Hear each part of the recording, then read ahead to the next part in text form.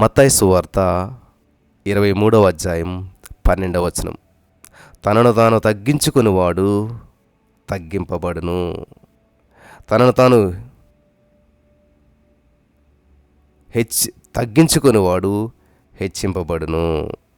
మళ్ళీ చూద్దాం. తను హెచ్చించుకునేవాడు పడును, తనను తగ్గించుకునేవాడు హెచ్చింపబడును. తగ్గించుకుని హెచ్చింపబడి తగ్గించబడతాం. ఈ నామములో ప్రార్థించిన ఆమేన్ ఆమేన్ హల్లెలూయా. ప్రియులు గమనించాలి, మనల్ని తగ్గించుకున్నప్పుడు దేవుడు మనల్ని హెచ్చిస్తాడు.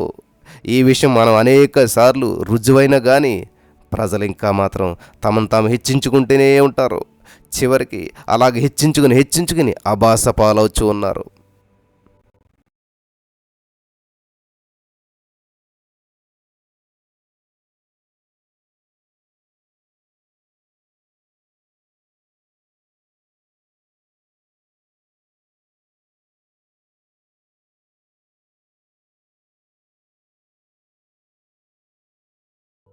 అబాస పాలవుతున్నారు.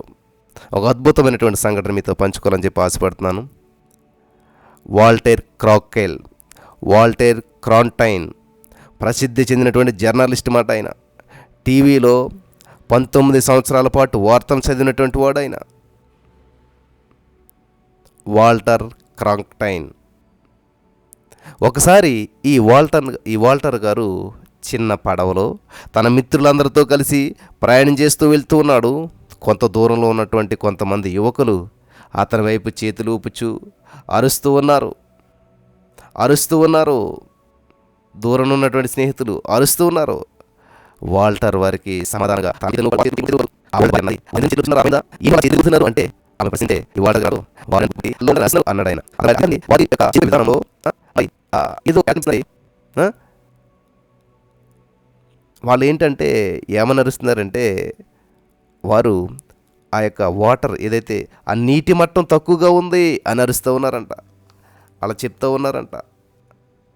ప్రియులు గమనించాలి, అలా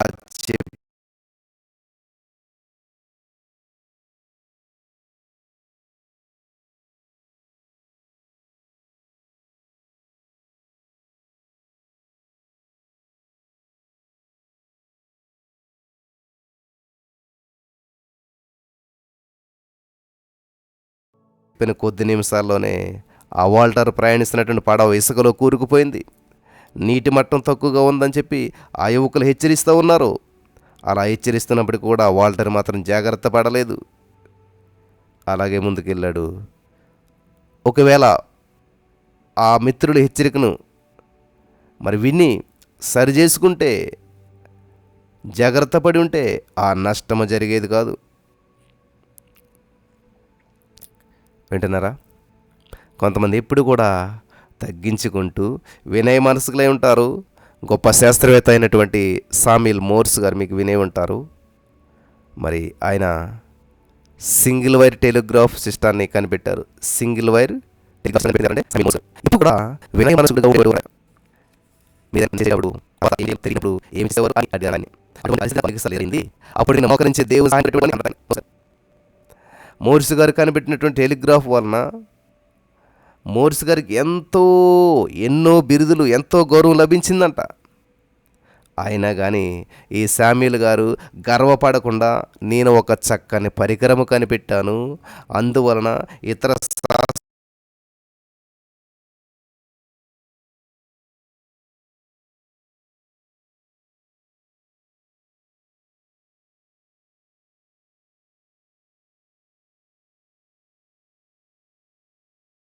శాస్త్రజ్ఞుల కంటే నేను గొప్పవాడిని అనుకోలేదండి ఎప్పుడు కూడాను.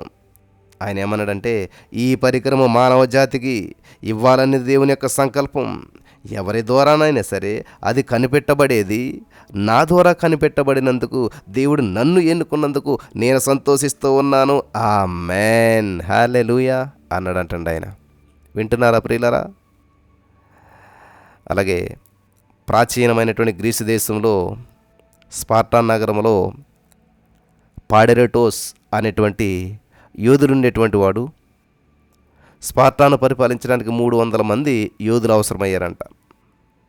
నిజానికి ఆ జాబితాలో పాడెరటోస్ పేరు ఉండాలి. ఎందుకంటే కానీ అరవేయలేదు లేదు.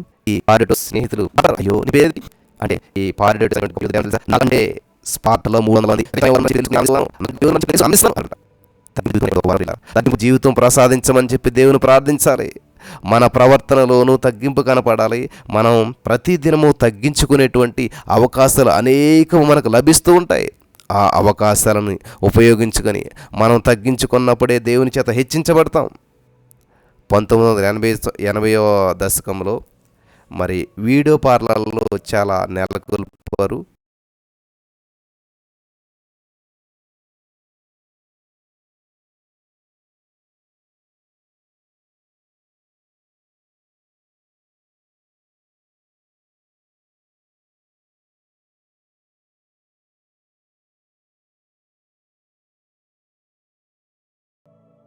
వీడియో పార్లర్లో ఏంటంటే 10 రూపాయలు ఇస్తే ఒక కూల్ డ్రింక్ బాటిల్ ఇస్తారు. ఒక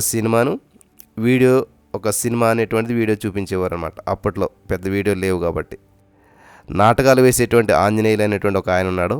ఒకసారి ఈ యొక్క వీడియో పార్లర్కి వెళ్ళగానే లోపల ఉన్న వారంతా కూడా రండి సార్ అని చెప్పి చప్పట్లు కొట్టారంట.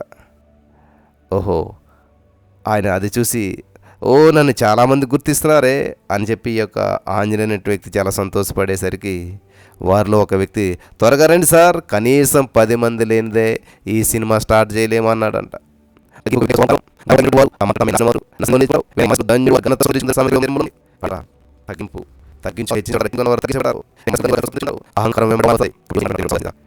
దయచేసి మనలను మనం ఆలోచన చేసుకుందాం.